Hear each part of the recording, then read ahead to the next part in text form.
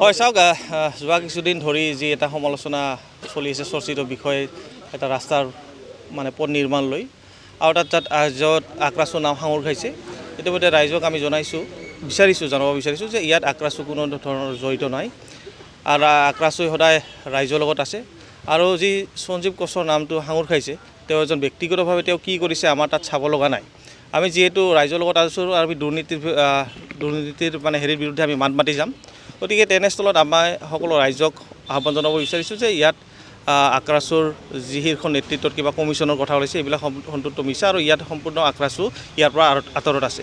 আৰু যিহেতু এটা ডিপাৰ্টমেণ্টৰ বিষয়বস্তু অহাকালি আমি PWD অফিচত আমি মানে তদন্তৰ কাৰণে যাম আৰু যদি তাত কিবা গাফিলতি আমি দেখা পাইছোঁ তেতিয়াহ'লে অহা 31 তাৰিখে আমাৰ এখন কাৰ্যনিৰ্বাহ সভা আছে আমি তাত এটা ডিচিশ্যন আমি এটা ল'ম বুলি আমি সিদ্ধান্ত গ্ৰহণ কৰিছোঁ যদি প্ৰমাণ হয় তেতিয়াহ'লে অব্যাহতি দিয়া হ'ব নেকি না সেইটো আমাৰ যেটো এক্সিকিউটিভ আছে এক্সিকিউটিভৰ আমি সিদ্ধান্ত ল'ম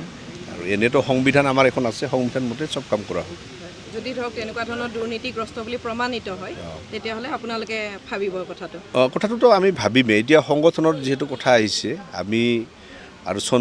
সঞ্জীৱ ৰায় হৈছে এজন ঠিকাদাৰ তাৰ ব্যক্তিগত জীৱন আৰু মেইন কথা হৈছে আমি এটা কথাই ক'ব বিচাৰিছোঁ খিলঞ্জীয়া ভূমিপুত্ৰসকলক অৰ্থনৈতিকৰ পৰা আৰম্ভ কৰি আমি সুৰক্ষা বিচাৰোঁ তাৰ কাৰণে আমাৰ ল'ৰা কোনোবাই ঠিকাদাৰ কৰিছে কিন্তু আমি এইটো নিবিচাৰোঁ কোনোবাই দুৰ্নীতি কৰক সেইকাৰণে আমি কালি কেন্দ্ৰীয় এটা গ্ৰুপ সভাপতি সম্পাদকৰ লগতে এটা গ্ৰুপ আমি অফিচত যাম আমি কথাখিনি পাতিম যদি কথাখিনি তেনেকা যদি দুৰ্নীতি যেনেকা ওলাইছে তেনেকা যদি নাথাকে বা থাকে কিবা এটাতো থাকিব সেই কথাখিনি আমি ডিছকাছ 31 তাৰিখে আমাৰ এক্সিকিউটিভ আছে জৰুৰী কাৰ্যনিৰ্বাহ সভা দিয়া হৈছে তাতে আমি সিদ্ধান্ত ল'ম আপোনালোকে নিশ্চয় অৱগত যে এইকেইদিন বিভিন্ন সামাজিক মাধ্যমত বা সংবাদ পৰিৱেশন কৰা হৈছে কোনো নিউজত আপোনালোকে এনেকুৱা দেখিছে নেকি যে কোচ ৰাজবংশী জাতিটোক গালি পৰা হৈছে সঞ্জীৱ কোচৰ নামত পৰিলক্ষিত হৈছে নেকি মানে এইকেইদিন মই আছিলোঁ বাহিৰত সেইকাৰণে গোটেই নিউজখিনি মই চাব পৰা নাই কিবা পৰিলক্ষিত হৈছে নেকি চাওক আমি ছ'চিয়েল মিডিয়াত আমি মানে এক্টিভ নাথাকোঁ আৰু আমি যাৰ কাৰণে আমি এই বস্তুবিলাক আমাৰ এতিয়ালৈকে আমি যিহেতু মই ব্যক্তিগতভাৱে ছ'চিয়েল মিডিয়াত ইনএক্টিভ মই এই কথাটো ক'ব নোৱাৰিম আৰু যিহেতু দুৰ্নীতিৰ কথাটো ওলাইছে অহাকালি আমি যিহেতু আমাৰ এটা দল আমি সজাতি দল আমি PWD অফিচত যাম তাৰ পৰা যি আমি তথ্য পাতি ল'ব পাৰে আমি ল'ম আৰু সেই তথ্য অনুসৰি যদি মানে তাত কামত গাফিলতি হৈছে নাইবা কিবা আমি তেওঁ দোষী সাব্যস্ত হয় তেতিয়াহ'লে আমি বিবিধ সংগঠনৰ মজিয়াত আমাৰ সংবিধান মতে বিবিধ ব্যৱস্থা ল'ম আজি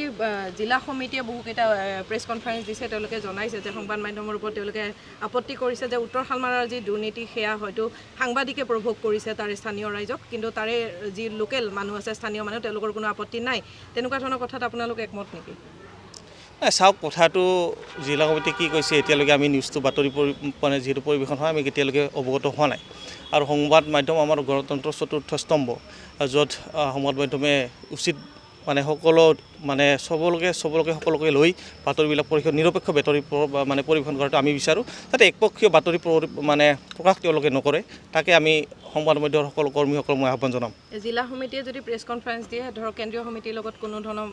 কথা বতৰা নহয় সেই বিষয়ে একচুৱেলি আজি জিলা সমিতিয়ে দিছে নেকি আমি এতিয়া অৱগত নহয় আমি তথাপিও এতিয়া যিহেতু আমি মুখ্য কাৰ্যালয়ত আমি উপস্থিত আছোঁ আমি কথাবিলাক আলোচনা কৰিম এতিয়া